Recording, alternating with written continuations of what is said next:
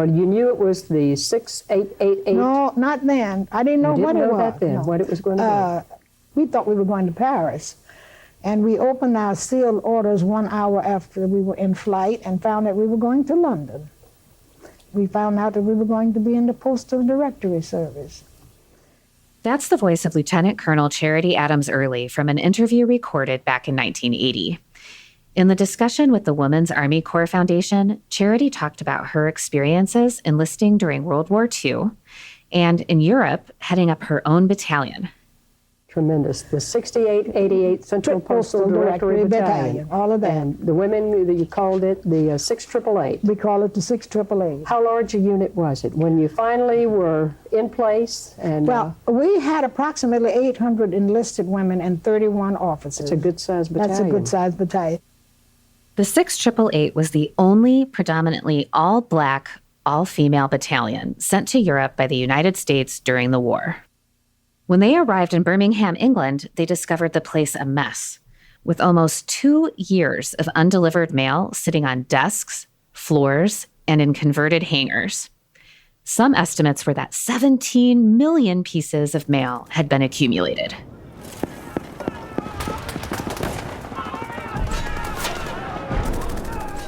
And when we arrived, the Battle of the Bulge, which was between December the 15th, 44, and January 15th, 45, had created an enormous backlog of mail. Just imagine millions of American soldiers and officers in the battlefields, risking their lives every single day. And for every one of those individuals, receiving a letter from a loved one could make all the difference to their morale.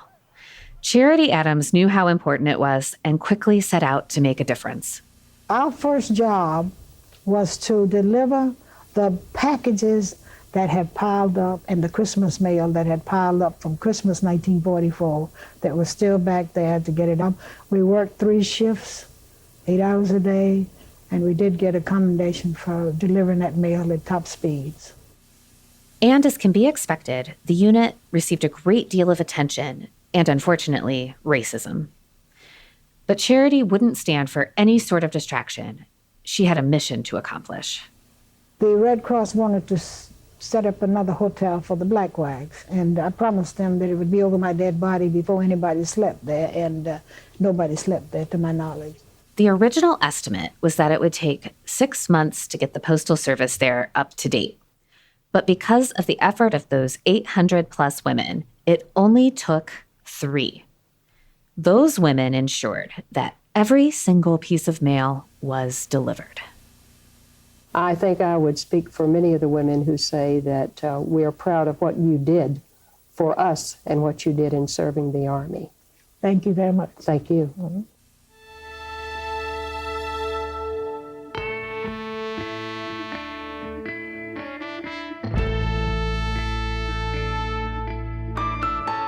For decades, the exploits of Charity Adams and the 6888 Battalion were lost in the pages of history. But in the last decade, a few individuals have made it their mission to shine a spotlight on Colonel Adams and the women who made sure that the mail was delivered. One of those campaigners is Colonel retired Edna Cummings. Edna served over 25 years in the Army, serving senior roles at NORAD, NORTHCOM, Georgetown, and the Pentagon. And since retirement, her biggest endeavor has been to raise awareness about the duties of the 6888, which not only netted the entire unit a Congressional Gold Medal in 2021, but also the renaming of an Army base to Fort Gregg-Adams. The Adams, of course, honoring Colonel Charity Adams. Today, we talked to Colonel Cummings about her career, how she proved her father wrong when she became an officer, and chat further about the brave and strong women of the 6888. I'm Carrie Varouhaikis, and this is Army Matters.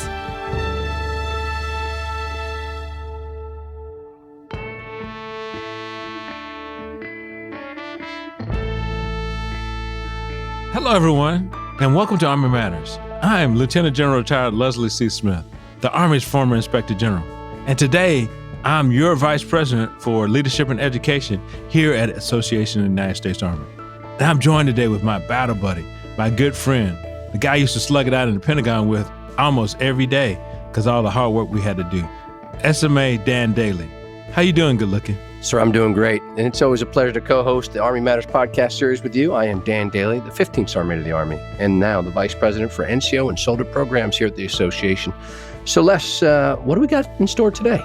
You know, when we talk about a lot of superheroes, and we have a double barrel superhero today, I had a chance to look at Colonel Retired Edna Cummings. You know how you Google people? Yeah, you looked her up on the Google machine? I was like, oh my gosh. Army Women's Foundation, U.S. Army Reserve, in addition to being a 25-year Army veteran. Army veteran of 25 years. Serving at NORAD and NORTHCOM, Georgetown and the Pentagon. Have you ever done anything at Georgetown, Dan? I did a commissioning ceremony for the cadets at Georgetown University. So that counts for something, doesn't it? Yeah, but I think she probably actually did some work at Georgetown other than just do a commissioning ceremony. Yeah. They won't let me over there. I'm not smart enough to be over there at Georgetown, but they did let me have the honor to serve as the cadets commissioning ceremony. And I got a bunch of silver coins out of the deal. That's great. So that worked out well for me, yeah. So for our audiences, when a NCO does a commissioning ceremony, they give coins to the senior NCO that they give their first salute to. So Dan not only did commissioning, but he all got some silver coins out of that. Yeah, it's a time-honored tradition. So when an officer is first commissioned, their first salute, they're supposed to give the enlisted soldier that returns that first salute a silver dollar. So Roger that. I found it lucrative to sign up for those things. Shh, Dan, that's supposed to be a secret. You can't tell anyone about it. But you know what we're really here to talk about? The 688, brother. That was that postal battalion in World War II that miraculously made sure that every soldier got their mail in the European theater of operation. Every single piece. And we know how important mail is. Oh, yeah. Even today. Yeah, and you know how I feel about history. I love history, and the 688 has got just storied history, and I love the mission and just how they accomplished it. But yeah, that's going to be a great day. Mm-hmm. So what do you think? We should bring our guest on today? Yeah. So Edna, welcome to Army Matters. Hi. Good morning. How are you? Good. Good to see you. We interview a lot of people, but I think you're one of our first guests that not only has done great things themselves, but we're going to talk about a great organization that you spearheaded their recognition. We appreciate you doing that. Oh, thank you. Before we talk about the 6888, Edna, we want to talk about you. Now, you grew up in an Army family, right? So can you tell us a little bit about your father and what his expectations were for you? Were you supposed to follow in his footsteps? Oh, absolutely. Yeah, I was born at Womack Army Hospital at Fort Bragg, whose name will soon be changed. So I've always had an ID card. Yeah. I tell people I was born green. And then my dad, Sergeant First Class Willie Cummings, went to Vietnam as part of that first group of advisors and was severely wounded, but survived. And then he went back in 1969, but he also served in Korea. And when he was in Korea, he was part of a segregated artillery unit. Mm-hmm. My father retired around 73, I believe, because we were in college about the same time. Mm-hmm. Everyone I was reading about, I would call him and says, tell me what really happened in Korea during the Korean War when the artillery unit did something. He said, oh, yeah, we bust a hole through and we had the troops, going through. They couldn't get it unless we had done it. It was segregated. So he would just tell me all these stories, and that sparked my interest. But when I told him I was joining the Army, he didn't want me to go in. He did not want me to join. But then when I told him I was going in as an officer, he acquiesced because he realized that I would have some opportunities that I may not have if I had just gone in enlisted. He didn't even think of the possibility of me being an officer until I told him, like, hey, Dad, women can join Army ROTC now. So, Edna, tell us, did you always want to join the Army? Well, it was a path I wanted to take until I did not want to take it. Okay. I went through Army ROTC in college at Appalachian State, Go Mountaineers, but that's another conversation. Yeah, well, we need to talk about it. I went to Georgia Southern, so you're our arch nemesis. Yes, I know, but we digressed. Okay. But yeah, I went to Appalachian State, and at the time, post-Vietnam, a lot of anti-war sentiment on campus. Right. and just an overall resentment from a lot of the college professors about the military. But I was the only African-American female in the ROTC class. Okay. There were other females in ROTC, but I was the first African-American female to receive a commission from Appalachian State. And once I started, other African-American women joined the program. Okay.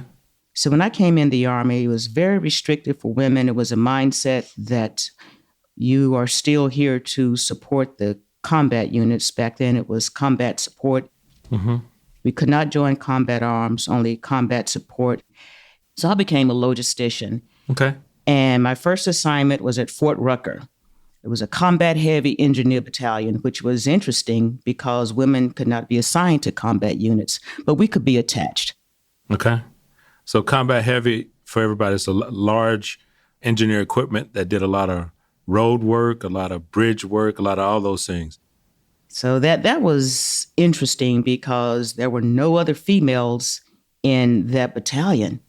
Okay. And it was tough, but I have to thank Doc Bonson. He was the aviation brigade commander who just opened doors. He provided me that top cover and said, if you need anything, call me.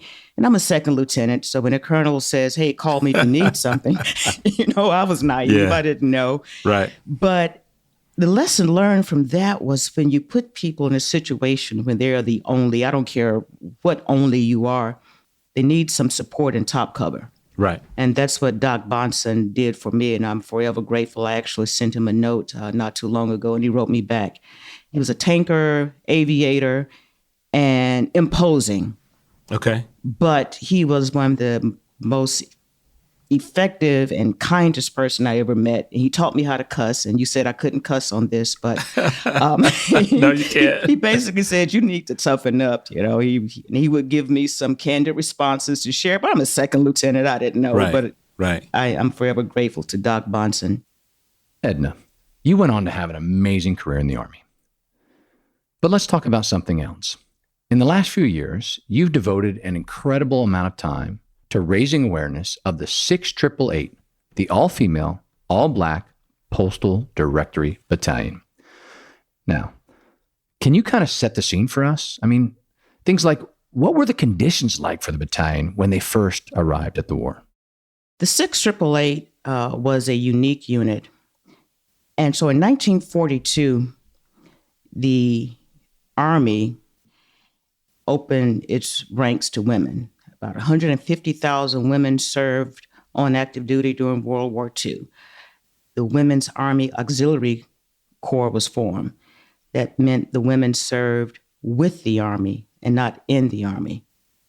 And 440 women was in that first class at Fort Des Moines, Iowa. 10% of those slots were reserved for African Americans to reflect their population at the time.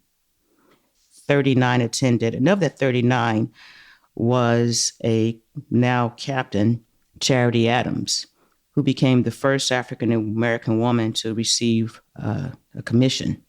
Yeah. Charity Adams was part of that first class, along with some other African-American women, had assignments throughout the U.S. But African-American women were not serving overseas. Dr. Mary McLeod Bethune and First Lady Eleanor Roosevelt, they worked with the War Department and African-American organizations to afford Black women the opportunity to serve overseas in meaningful roles. And what's interesting about women who served in World War II, they all had to be high school graduates, and the men did not. I didn't know that. Yeah. Wow. Yeah. Yes. The literacy levels in the U.S. were just extremely low. So about 50% of eligible draftees could not join the military. They could not write, only sign their names with an X. But the women had to be better. So you had women of color, diverse population of women, over 6,000 strong. So finally, General Eisenhower supported allowing African-American women to come to the European Theater of Operations. But the requirement was they had to serve in meaningful roles. Wow. So anyway, the 6888 formed and was modeled after the invasion post office in the United Kingdom. And Charity Adams was assigned as the commander, but she didn't know what her assignment was. She knew that women would be going overseas, so she received an envelope and says, all right, get on a plane. You can open the envelope once you're midair. No, by the way, it's a no-fail mission. To the extent Dr. Mary McLeod Bethune sent her a telegram sent the 688 a telegram before they departed from Camp Shanks, New York, says, you represent 15 million of us. Do well, carve a niche for yourself. 15 million being the African-American women in the United States, because going abroad, regardless of who you are, in the 40s on a luxury boat, the Ile-de-France, I mean, that's a great period. Right. Because a lot of commercial liners had been converted to troop ships. So you have these volunteers. The first contingent was about 738, and they didn't know what their mission was until they got probably midway through. I understand they learned about their mission to clear the backlog of mail. And clear it they did. Now, we've got all sorts of questions. But first, we got to take a quick break. Does your company or organization want to show their support for the Army in the local community while also receiving access to networking opportunities and membership benefits? Join AUSA in our mission to educate, inform, and connect America's Army through our Community Partnership Program. Annual rates start at $175.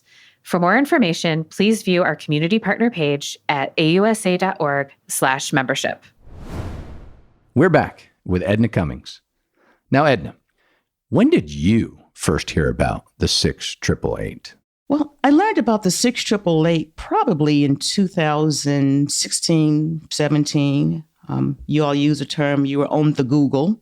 On the Google. you're Googleable, right? That's right. I was on the Google. Right. I happened to, I think it just popped up in my feed around 2016, 17, or sometime during that time. And I was impressed by this Black woman in uniform named Edna. Her name was Charity Edna Adams. So that caught my attention. Oh, there's the connection. There's the connection. Yeah. And her leadership style was interesting. She's had a very unconventional style. She's known for telling a general, over my dead body.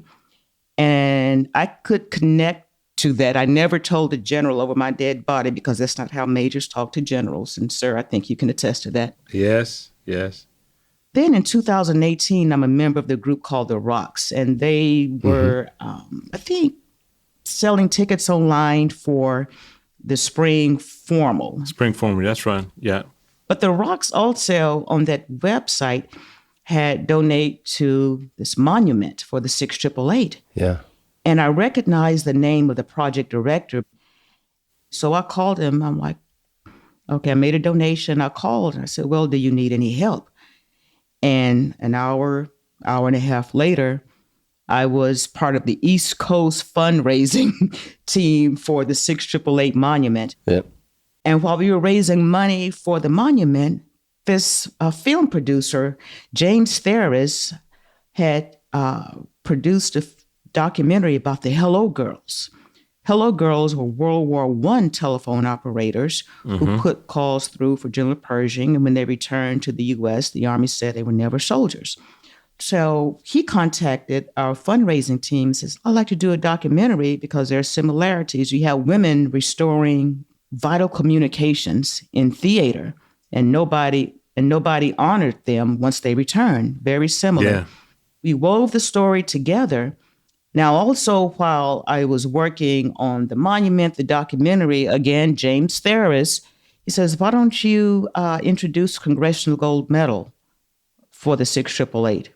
And he says, yeah, we did it for the Hello Girls. Apparently, a congressional staffer had attended one of the screenings for the Hello Girls and thought it would be a good idea to introduce legislation for the Hello Girls. And so I'm like, okay. Again, relying on Pentagon Staff Officer 101. Says, well, give me a template. And basically, I drafted the legislation, which is a statement of facts, but the facts have to be so compelling until members of Congress have to read it, says, this is something I can support. Mm-hmm. So the smartest person on Capitol Hill was Senator Jerry Moran from Kansas. Senator Moran attended the monument dedication in November 2018.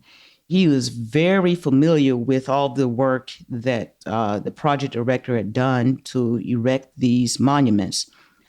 And he talked about how the 688 kept his family together. His father was in World War II. His mom worked at a J.C. Penney store.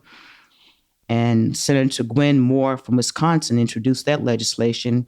She was a classmate of a young lady whose mom was in the 688 from Wisconsin. So you had two people who were very connected to the 688, and that's what we needed. That's amazing. For our listeners out there, we're not going to have time today to tell the incredible story of the 688. But what I invite you to do is research it. Just take a moment and you will be inspired about what these women did. They're definitely Googleable. I just found a video. Yes. And not just in one location. Yes. All across the theater. That's right. They're in the European front. They just did incredible work. But Edna, can you talk about two of the members of 6888 that you felt a connection with and share their fascinating story, please? Because of D-Day preparations, Battle of the Bulge, the mail had been piled up for 2 to 3 years. I read one article where the 255th Port Company that landed at Normandy, part of that first wave, had offloaded 130,000 bags of mail, 3,600 tons alone. The 6888 was assigned to do just that, reduce the backlog of mail. So they did it in record time, processing upwards of 65,000 pieces of mail per shift, 3-day shift, 24/7 operations, estimated about 17 million pieces of mail in backlog just in Birmingham alone, which was the hub of operations for the mail during World War II. When we started working with raising funds for the monument, approximately about 14 women or so still alive. Now there are 6 women who are still alive. The youngest is 99. The oldest turns 104 this year. Wow. That's amazing. Some of the women, some of the stories that stuck with me, one in particular is Vashti Murphy Matthews. Matthews is part of a family that's well known, I would say, throughout the world, because her father was a co-publisher of the Afro newspaper. And at the time, the Black press was so crucial to World War II. The Pittsburgh Courier started a campaign known as a Double V campaign, Victory Abroad, Victory at Home for Rights, because this was still Jim Crow America. So Vashti Murphy, her father owned the newspaper, and the Afro newspaper sent war correspondents to the European Theory of Operations. And I didn't know that there were African-American war correspondents in theater. The other story is one of my favorite, Major Fannie McClendon. She's still alive in Arizona. Major McClendon was a first lieutenant in the Army with the 6888. When she returned to the U.S., she said she received some mail from the Army, says, hey, you want to come back in? So she went to the recruiter, and apparently the Air Force recruiter and the Army recruiters were there together. So she ended up joining the Air Force at the beginning, when the Air Force became a branch in 1947, and retired in 1971. Wow. As a major in the Air Force. And I'm pretty sure she has to be one of the first women officers in the Air Force. And she married someone else who was in the military. So you have this dual military couple in the 50s and 60s where you just don't think of dual militaries. But some of the women in the 6888 joined because their fiance was serving in the European theater. And we have documentation of marriages occurring, abroad during World War II with the 6888. And I think the 6888 was so successful because they were some of the best and brightest in the nation, considering the literacy levels, their experiences abroad. I mean, the Army changes you. It taps inside leadership skills that you don't know you have. Yeah. And I can say you don't know your skills and talents until it's time to use it. And I think under the leadership of Charity Adams, She had to be a Mensa. She triple major in math, Latin, physics when she was at Wilberforce. Now, hold on now. You got to say that again. Triple major. Math, Latin, and physics. Yeah, she's a triple math, Latin, and physics as an undergrad at Wilberforce. When she joined the Women's Army Auxiliary Corps, she was in graduate school at Ohio State for vocational psychology. Wow. Making lieutenant colonel in 3.5 years. It takes a little bit longer now. Yeah, it does. She married a fellow soldier who was brilliant, someone they met at Wilberforce, and he was enlisted but was gifted with languages. Mm-hmm. So he was a POW interpreter. He was fluent in French, and because of segregation, he had to go to medical school in Switzerland. So Charity Adams got off active duty, followed him to Switzerland while he's in medical school. She took courses. This is in the 40s, something that you don't even think about. So they settled in Dayton, Ohio, eventually. And Dr. Early is a legend within himself. I mean, his story, the Army Times, I think, just did a good story, a piece on him about the Early family. So you can learn more about Stanley Early and Charity Early post-war as well as during the war. You know, we have like 20 more questions, but we can really ask only one more. So what's the proudest thing that you've done about enhancing the legacy of the 688? What would you say that one thing is? I believe the Congressional Gold Medal, because what the Congressional Gold Medal does is secures the 688's place in history. The first recipient of the Congressional Gold Medal was in 1776, and that was General George Washington before he became president. And since 1776, less than 200 Congressional Gold Medals have been awarded to institutions or individuals who have contributed to this nation, be it culture, leadership, or just an array of areas. And the 688 is the only military women's unit to receive this honor. Wow. World War II, the contributions of African American women were deleted. I would not say they were invisible. I challenge any of our listeners to look at any World War II movie, historical information. You will not see anything, at least I haven't seen anything, about Black women serving in World War II, where we had nurses, aid workers, members of the Women's Army Corps, and the Air Force was part of the Army. So, I'll remind our Air Force listeners. But no one ever talked about Black women serving in World War II. So just on that alone, I think bringing this story of the contributions of women of color during World War II to the forefront has been very rewarding. And the conversation continues. Actor Blair Underwood is working on a Broadway-bound musical. There's a Netflix movie being released sometime soon. People are now beginning to talk and highlight the service of African-American women and women of color who were unrecognized, who served during World War II. Yeah, that's good. The greatest generation that no one ever talked about. Now, Edna, we were both able to attend the renaming ceremony for Fort Gregg-Adams. And I know Lieutenant General Gregg personally. And for me, it made me really feel a sense of pride and understanding who he is and where he came from. How did you feel when you saw Charity Adams' name up there? Well, I felt, if speechless is a feeling, and I'm going to make it one, because it was numbing. I didn't know that was a possibility. And in retrospect, you never know who's listening, watching, or paying attention.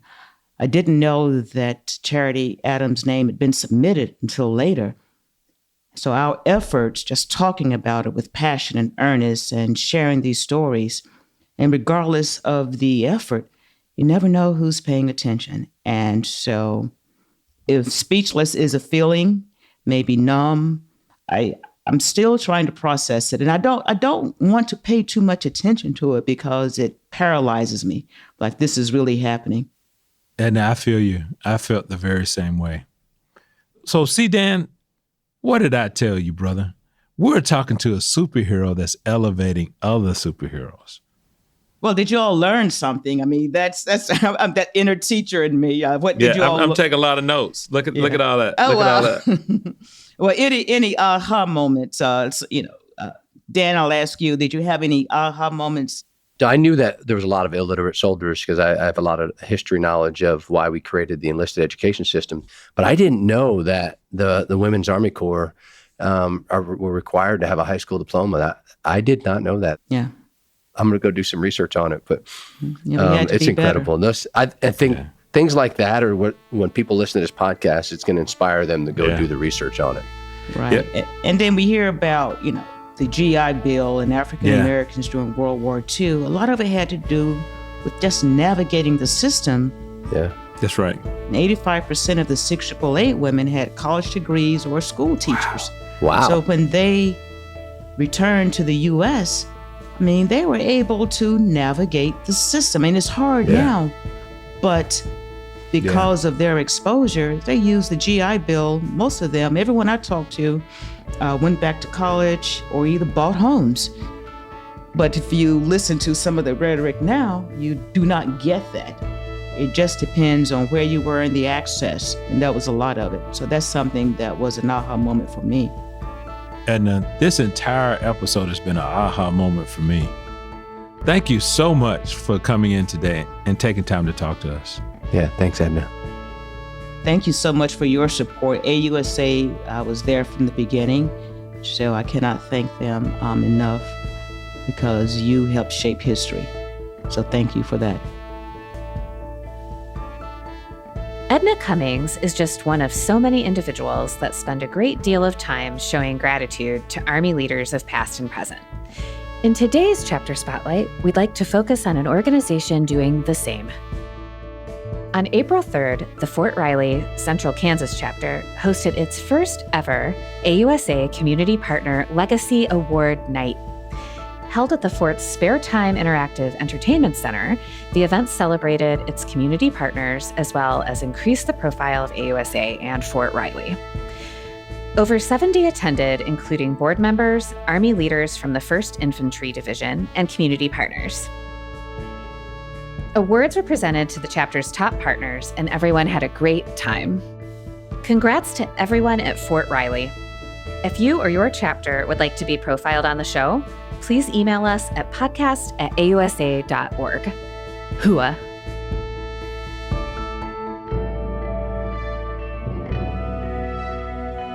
To all our listeners, thanks for joining us.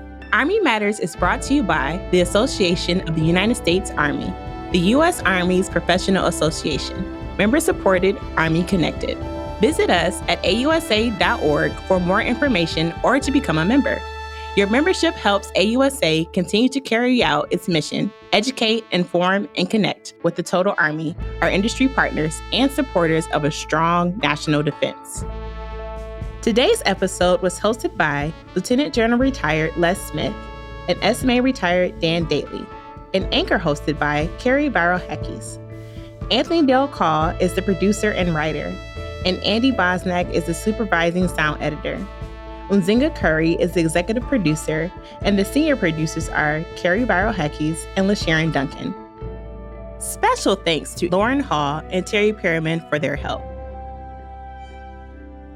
Be sure to subscribe to Army Matters wherever you get your podcasts, and please leave a review. As you know, we love seeing stars in the Army, especially if it comes in the form of a 5-star review. AUSA's Army Matters podcast primary purpose is to entertain. The podcast does not constitute advice or services. While guests are invited to listen, listeners, please note that you're not being provided professional advice from the podcast or the guest.